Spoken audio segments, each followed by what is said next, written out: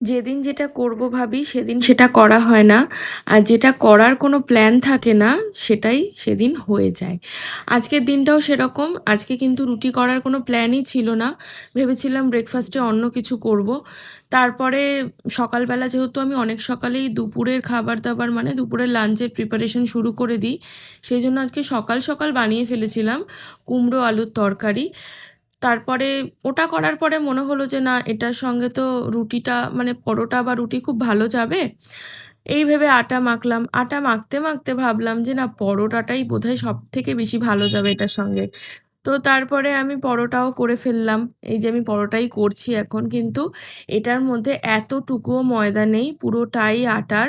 এমনকি আমি অনেক সময় যখন পরোটা করি তখন বেলাটা যখন বেলি সেই সময় যে আটাটা আর কি প্রয়োজন হয় সেটা আমি অনেক সময় ময়দা ব্যবহার করি। তাতে কি বেলাটা বা সেঁকাটা একটু স্মুথ হয়। কিন্তু আজকে সেটাও করিনি। আজকে পুরোটাই আটার। মাখা, বেলা, সেঁকা সবই আটা। এর মধ্যে এতটুকুও ময়দা নেই।